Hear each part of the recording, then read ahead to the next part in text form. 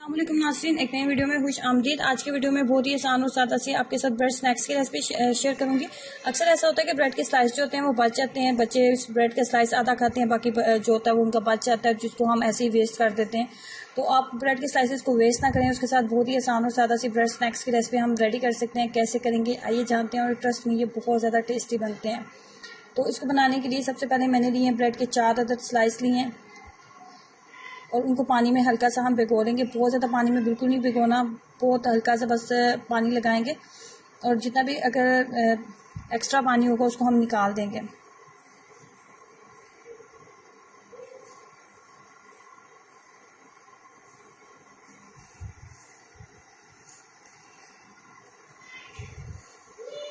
Bread के 4 slice लेने के बाद उसके बाद हम लेंगे इसके अंदर प्याज वो थोड़े से साइज़ का डालेंगे। 2 टेबलस्पून के करीब से प्याज लूँगी, इससे ज़्यादा प्याज हम नहीं लेंगे। उसके बाद डालेंगे इसके अंदर थोड़ा सा सब्ज़ धनिया, टमाटर एक छोटे से साइज़ का लिया है मैंने, शिमला मिर्च लिया और 2 से 3 सब्ज़ मिर्चें इसके अंदर डालेंगे ताकि ये थोड़े से तीखे बने, थोड़ा सा स्पाइस हो इनके अंदर। जितने ज़्यादा स्पाइसी बनेंगे इतने ज़्यादा टेस्टी लगेंगे। और जब आप इनको खाएंगे तो आपको बिल्कुल ऐसे लगेगा जैसे आप नॉर्मली जो हम पोटैटो सैंडविच बना रहे होते हैं ना, बिल्कुल आपको इनका टेस्ट भी वैसे ही फील होगा। उसके बाद मैंने 2 टीस्पून के करीब इसके अंदर केचप डाली है। 2 टीस्पून ही हम इसके अंदर चिली सॉस का इस्तेमाल करेंगे, रेड चिली सॉस, जिसका आमतौर पे हम मैक्रोनी वगैरह में जिसका इस्तेमाल करते हैं। चिली सॉस 2 टीस्पून केचप और 2 टीस्पून ही चिली सॉस डाली है। उसके बाद हाफ़ टी स्पून इसके अंदर चिली फ्लेक्स डालूंगी। आप चाट मसाले का भी इस्तेमाल कर सकते हैं, काली मिर्च के पाउडर का भी इस्तेमाल कर सकते हैं। मैंने चिली फ्लेक्स ली है हाफ़ टी स्पून। उसके बाद इसके अंदर डालेंगे नमक, 1 टीस्पून के करीब इसके अंदर नमक ऐड करेंगे। नमक आप अपने टेस्ट के अकॉर्डिंग भी इसके अंदर बैलेंस कर सकते हैं।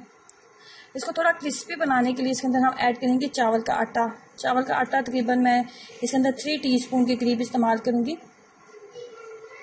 चावल का आटा जो है ना, इसके अंदर जो नरमी होगी ना उसको नहीं पैदा होने देगा और इसको थोड़ा सा क्रिस्पी इसको बनाएगा।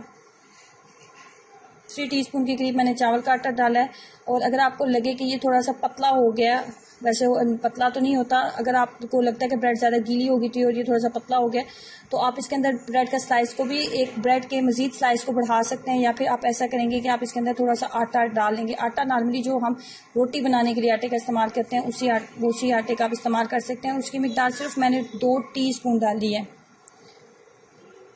अगर आप आटा नहीं डालना चाहते तो आप ब्रेड का स्लाइस भी ऐड कर सकते हैं इसके अंदर। उसके बाद बिल्कुल गुलाई की शेप में हम इसको बना लेंगे।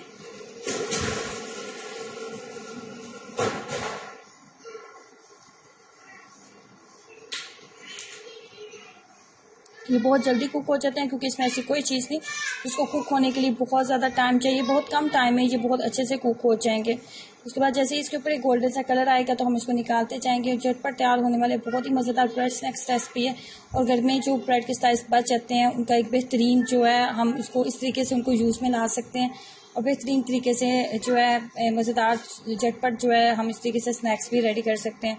तो ज़रूर ट्राई कीजिएगा और अपना एक्सपीरियंस ज़रूर शेयर करें। टी टाइम की एक बेहतरीन ब्रेड स्नैक्स रेसिपी है और ट्रस्ट मी एक ऐसी रेसिपी है जिसको खाने के बाद आप इसको बार बार ट्राई करेंगे क्योंकि ये खाने में बहुत ज़्यादा टेस्टी बनती है।